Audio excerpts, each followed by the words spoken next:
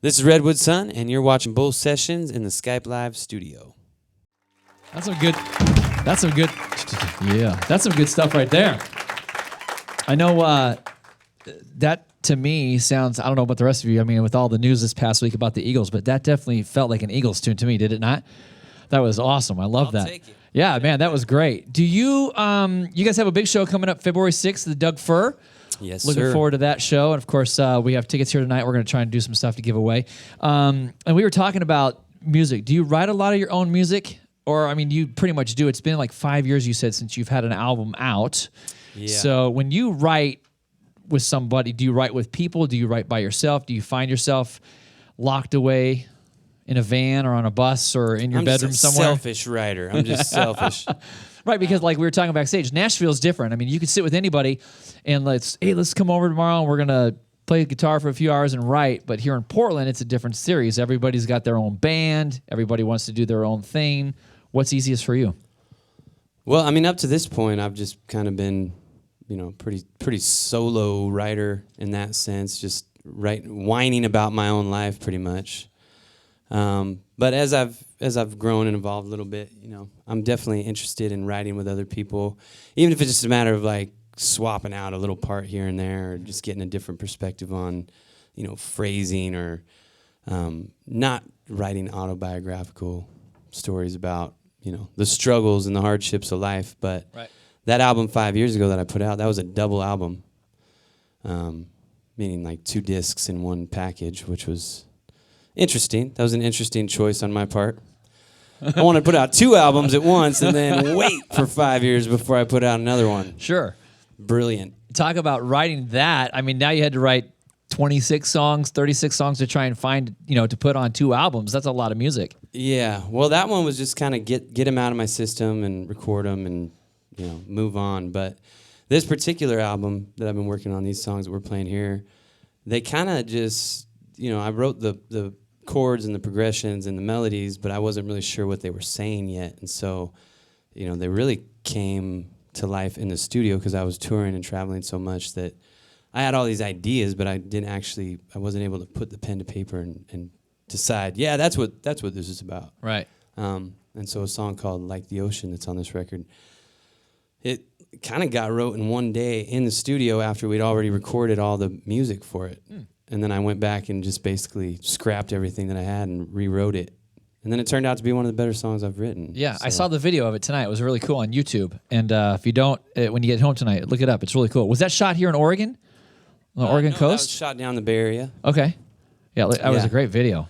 Yeah, thank you. That was fun. It was a buddy of mine, Brent Deal. He's got a little production company down there, and we just drove around to different locations, and we were in his little RV, and we were just kind of just partying and finding a place. That looks cool. Let's go shoot something there. And he wanted to cut it all together because he's one of those haters who's like, I don't want to see another video that's just like, oh, I know that's gonna happen. I know that's gonna happen. He just wanted it to be like rapid fire editing. And so I worked hard on that one. By the end of it, I was just like, oh, where are we going? What are we doing? I'm tired. Let's make this Yeah, end. but it was cool because I got to walk around basically in a big old circle around all the areas that I lived in, growing up in the Bay Area. So nice. Yeah. And speaking of videos, your son Caden is in your new video. And Yeah. he's now like a YouTube sensation. All the classmates in school loving him for that one. yeah, yeah. Dude, I'm in YouTube. You got to check it out. That's the way my son is. Yeah. Well, he asked if he could start his own channel. And I was like, you don't even... What's scary is when he surpasses you with so many more likes than you do. You're like, wait, what are you doing here? I know.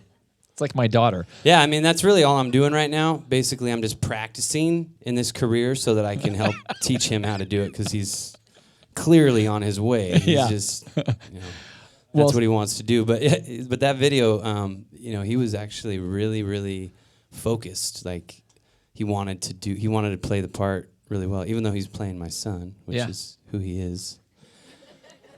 He did it effortlessly. He played my son very well. That's good. He's perfect pick for the actor. I love it. Well, this is the Coors Country Cam question of the day. We have people submit questions to us all the time. And Brooke and Sandy had said earlier that she knows you're a local musician. She's in high school wanting to get together and put a band together, but time she seems to turn left or right, she's getting the door slammed in her face.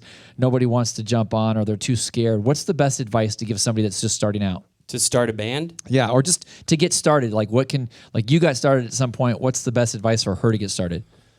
Well, I mean, honestly, I could say as far as starting a band, you should probably talk to JP because he's... All right, JP, what's the deal?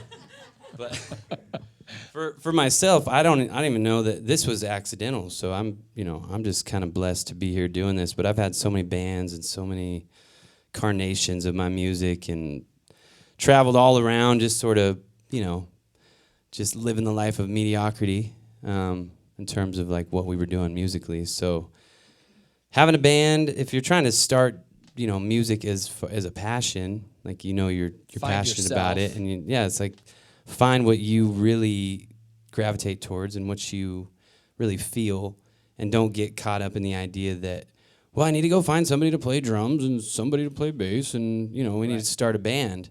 I mean, these days you could just kind of do it all yourself, really. Sure. Make the music that you want to make, and then let the players come around, naturally or organically. We're in Oregon, so you got to use that word, organically. Sure. Let it happen organically. And jam together. Yeah. There you go. but definitely, go in without like expectations of how it's going to end, in terms of like the end result. Just go in open-minded and do it because you really love, music. All right, Brooke, there you go. Words to live by. Find yourself and then start looking and get deep with yourself. There you go. Cheesy son right there. Cheesy son. Speaking of the band, introduce the band to us so we know who everybody is, please. So this is Randy Herbert on the bass, drums. JP Downer on the kick bass. This is Sam Larson on the lead hi-hat guitar. And this is Tucker, the pedal steel Jackson. The pedal stealer.